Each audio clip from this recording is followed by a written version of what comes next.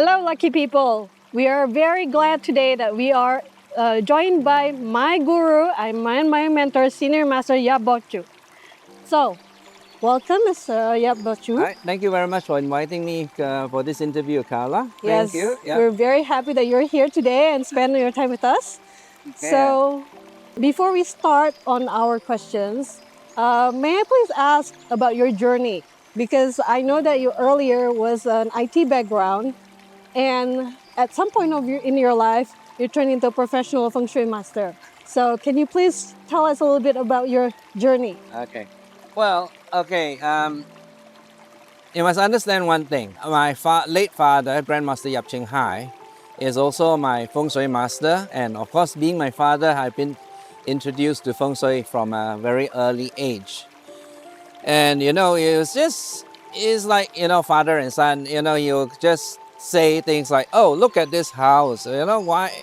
And you just give me little hints. It's not really technical feng shui things, but you just say, "Oh, look at this. This higher, this tall, this lower than the opposite, or whatever."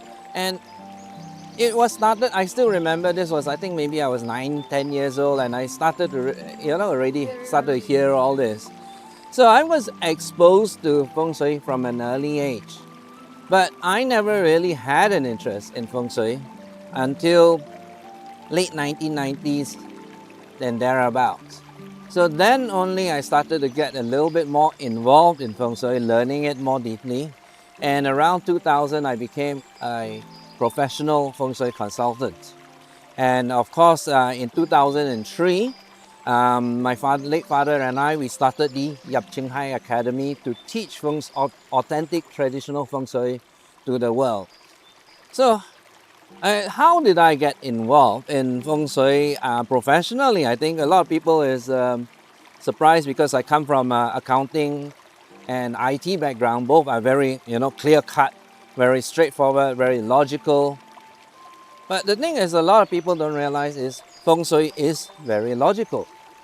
There are certain things that, if you notice, observe certain things, certain things will happen. It's like looking at, from an accounting point of view, looking at, your financial records. You look at the financial records, yes, it's all numbers, but it tells a story if you know what to look for. And another part of it is I've always had an interest in the outdoors. So even in my younger days, I would go jungle walking, hiking, backpacking into the forest and jungle and all that. So when you do that, you need to understand the environment. Otherwise, number one, you get lost.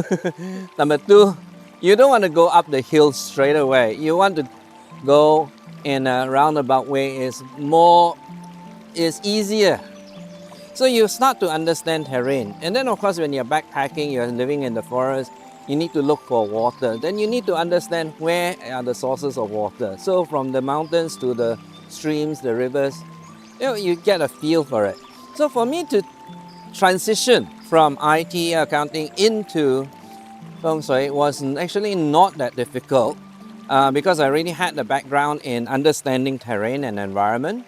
And the other thing is a lot of people don't understand is that feng shui is about understanding the environment as a system. So you see the flow of, for want of a better word, energy. We call it in Chinese, we call it qi. And it's like anything else in a system, like even in accounting, you see the flow of data and it goes through logical progressions. It comes in from here, it must go through to there, it must go through there. So it's a logic and you understand it on a system level. And what I did is I used that background to understand the environment as a system. So knowing that the mountains are here, how it will interact with the water, how it will interact with people. And of course, feng shui is an ancient art and they have many things, hidden nuggets in there. And when we correlate it to modern science, it makes a lot of sense. So one of the things that as an example is, they say that feng shui will affect the society in certain ways. And if you think about it, that's very true. If you live in the mountains, Feng Shui say that the people who live in the mountains are very, I won't say hard people, but they are more straightforward. They are more concerned about, getting things done. They are more, in the olden days, we call them more martial thinking, more like warriors. And if you live in the lower lands with a lush ground, and those people are more into the arts, into trade. And if you think about it logically, yes, if you're up in the mountains, right, life is harsh. Think about, living on Tibet or something like that. You have the environment, you have the climate, so you don't know where your next meal is. So when you're in that situation, people tend to be a bit harsher or straighter in dealing forward. Are you going to help me or not? Hours. You're not going to help me? Fine, no problem. I'll just ask someone else. It's very straightforward. Whereas in the lower lands, you have time. Food is available, the climate is mild, people have abundance. So then they are able to sit down, relax, create poetry, create artwork. So the arts are always in from the lowland areas. And so that is, you think about it, that's how environment affects society. And Feng Shui has already said that in the text 1,000 years ago. Okay, so Feng Shui is not about interior design, or it's not about a faith or anything like that, because the perception out there in public is that Feng Shui is just a Chinese Superstition? superstition. Yes, that's for Yeah. like a better word. So, but now you're telling us that Feng Shui actually has a scientific basis and can be proven scientifically that actually works because you work with the system of energy. Yes, correct. You see, what is science, right? When you think about what is scientific theory, the most accepted form of thinking of what scientific theory is you form a hypothesis. From the hypothesis, you test with empirical data. That means you observe and you make your test or whatever, and you observe the results. Then from the results, whether it upholds your hypothesis, it becomes theory. And that is the fundamental of scientific theory. So if we think about Feng Shui, this has been done, but over the course of 1,000 over years. So ancient masters have already observed, they formed their assumptions, then they have proved it through their observation and testing. And this is what has descended to us.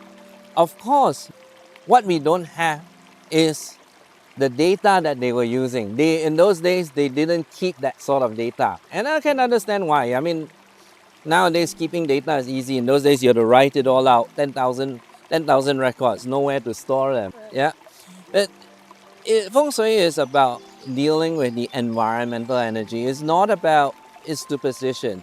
I can say that if you live in a Feng Shui house and you don't believe in Feng Shui, you will still encounter the bad. So that, in a way, takes away the belief, the faith aspect of it. Then you mentioned interior design. I won't say that Feng Shui is not about interior design, but certainly interior design plays a role in good Feng Shui. Yeah. But it's not only that. Yeah.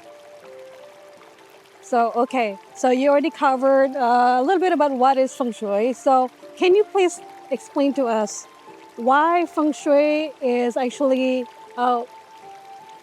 good to know? Like, what are the benefits? This is for the benefit of just, regular people out there. Why should we learn about Feng Shui? Okay. Well, whether you learn or not, I leave that up to you. But certainly why we should apply Feng Shui to our life. Well, what do we want from our lives? We want to be successful. We want to have, all the good things. And a lot of people work very hard. And it all comes from ourselves. But sometimes it's not so easy to change ourselves to be more successful or to program ourselves to be more successful, because all that comes from within. But when you have an external boost to that, right, that makes you think clearer, that makes you more healthy, right, wouldn't that help you on your road to whatever you want? And that's what Feng Shui does. We have our own internal energy, of course, we have our own mental processes. If we decide to do something, but our body is not able to do it, we can train. That's one. But when you're training or changing yourself, you have the external energy to help you to, to build your body better, to build your body more efficiently. Why don't you take advantage of that? I would say it's almost like, your handphone. You have its own battery. There's our own internal energy. But when we plug it in, it lasts longer, right? Sometimes, in this case, maybe not using the handphone as an analogy, but you plug it into the mains, it's more powerful. And that's what we are doing with Feng Shui. You are plugging into the environmental energy of the earth, which is one huge power supply. So you want to harness the good energy and also try to learn to perhaps suppress the bad energy? Well, I won't say suppress, it's not so easy. I would say avoid. Yes. Yeah, definitely. We want to be able to harness the good energy and avoid all the bad things, all the bad energy. Because in this world, there's always good and bad. We call this in Feng Shui or Chinese philosophy yin and yang.